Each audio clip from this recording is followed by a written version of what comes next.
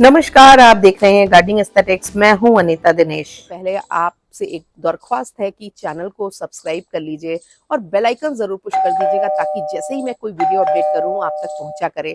और जब आप वीडियोस पे लाइक और कमेंट कर देते हैं तो उससे वीडियोस की रीच बढ़ती है। एक बात जो मैं हमेशा मानती हूँ कि मनी प्लांट महज एक प्लांट ही नहीं है, इसके साथ ऑलमोस्ट हर घर की फीलिंग्स जुड़ी हुई हैं। क्योंकि आप देखो, जिसके पास प्लांट्स हैं नहीं है, प्लांट लवर है नहीं है, हर घर में मनी प्लांट यानी कि पोथोस या फिर कहें एपीप्रेमनम की तमाम वैरायटीज आपको मिल ही जाएंगी। पर इनकी जो हाइब्रिड वैरायटीज होती हैं वो थोड़ी एक्सपेंसिव आती हैं, थोड़ी स्लो ग्रोइंग भी होती हैं और हाईली वेरीगेटेड होती हैं, तो थोड़ी ज्यादा ट्रिकी भी होती हैं। आज के वीडियो में इनकी ही विंटर केयर पे बात कर लेंगे। हाइब्रिड पोथोस की कुछ पॉपुलर वैरायटी हैं: Manjula pothos, enjoy pothos, pearl and jade pothos और marble queen pothos. Normal golden pothos variety से थोड़ी ज्यादा ये वैरायटीज डेलिकेट होती हैं, इसलिए जो इनकी विंटर केयर होती है वो भी थोड़ी सी अलग होती है, खास करके उन लोगों के लिए जिन्होंने कुछ समय पहले ही इनको लगाना शुरू किया हो या हाल ही में अभी अभी नए गार्डनर्स हो। तो ये थोड़ा सा सर्दियों में ज्यादा खराब होते हैं नॉर्मल गोल्डन पोथोस के मुकाबले। वैसे तो आपने गौर किया होगा कि सर्दियों में आपके पोथोस अक्सर उतने खूबसूरत, फ्रेश, हेल्दी नहीं रह जाते हैं जितने कि वो गर्मियों में होते हैं या मॉनसून के दौरान होते हैं। इसका सिंपल सा कारण ये है क्योंकि पोथो ये प्लांट अरॉइड्स में आते हैं, ये ट्रॉपिकल प्लांट्स होते हैं और ट्रॉपिकल होने की वजह से इनका जो नेचुरल हैबिटेट है वहां पर हॉट एंड ह्यूमिड क्लाइमेट में ये ग्रो होते हैं। जब विंटर्स आती हैं, टेम्परेचर बहुत ज्यादा गिर जाता है, तो अक्सर ऐसा होता है कि इनके ऊपर विंटर्स का असर होता है और इनकी पत्तियां उतनी क्रिस्प, उतनी फ्रेश और उतनी ज्यादा खूबसूरत नहीं दिखाई देती हैं। अक्सर इनमें बर्निंग के साइंस दिखने लगते हैं, यानी कि पत्तियां ब्राउन होकर के जली जली हो जाती हैं और फिर आपको ऐसा लगता है कि पत्तियां ब्राउन हो रही हैं, जल रही हैं।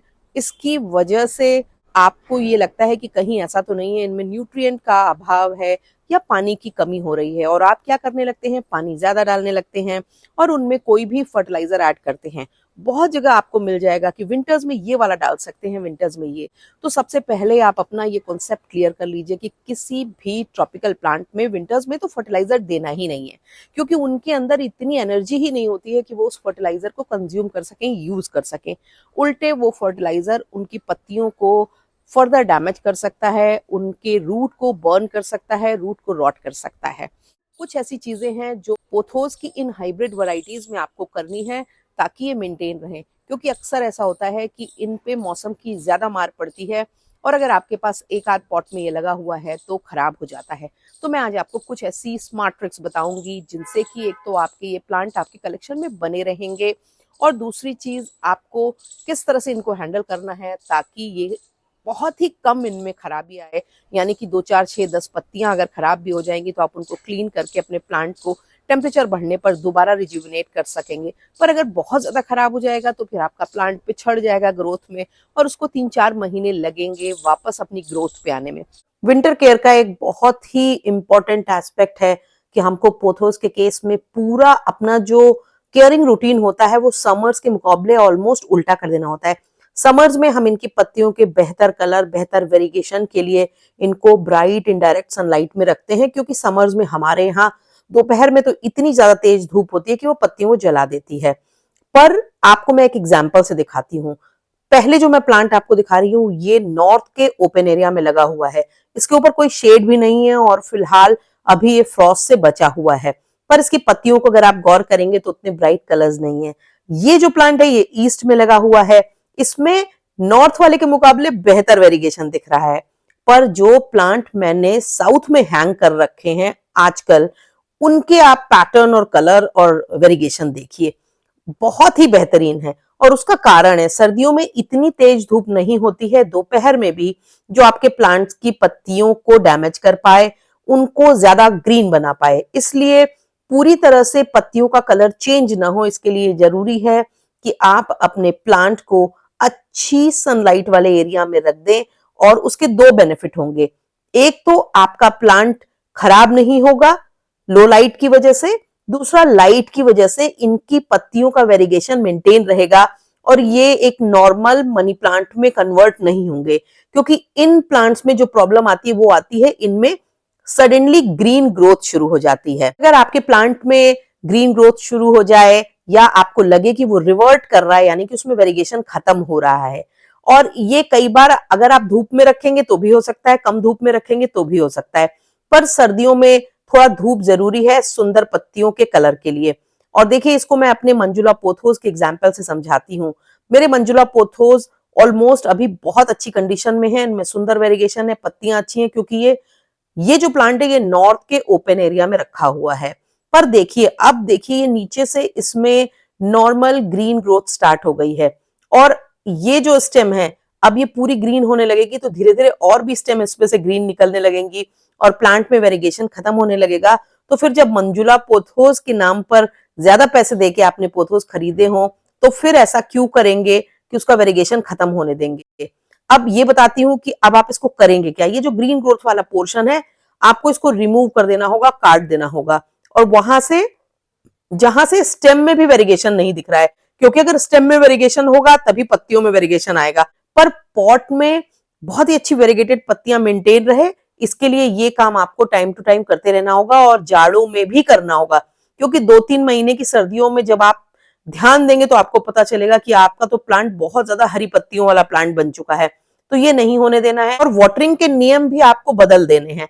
सर्दियों में एक तो बहुत ज्यादा पानी की तो जरूरत है ही नहीं, क्योंकि पानी बहुत ही धीरे एब्जॉर्ब होता है, और ये जो ट्रॉपिकल प्लांट है ये डोरमेंट या सेमी डोरमेंट स्टेट में होते हैं, तो ये पानी को उतना ज्यादा यूटिलाइज भी नहीं कर पाते हैं। नतीजा क्या होता है, ज्यादा पानी इनमें तरह तरह के इन्फेस्टेशंस को ले आता है, इनमें रॉट को ले आता है, और इनकी पत्तियां मशी होकर के ब्राउन होकर के खराब होने लगती हैं। पर बहुत ही ट्रिकी चीज है ये। अगर आपका प्लांट ओपन में खुली एरिया में रखा है, तब तो आपको ध्यान देना होगा कि ऊपर की 1-1.5 इंच की मिट्टी पूरी तरह से कभी भी ना सूखने पाए, क्योंकि मिड दिसंबर से लेकर के जनवरी एंड तक के जो समय होता है, उनमें अक्सर हमारे यहाँ स्पेशली नॉर्थ इंडिया में फ्रॉस्ट तो पड़ता ही पड़ता है, और अगर टॉप सॉइल सूखी होगी तो फ्रॉस्ट पत्तियों को जला देगा, खराब कर देगा, और आपका प्लांट सॉरी स्टेट में जाने लगेगा।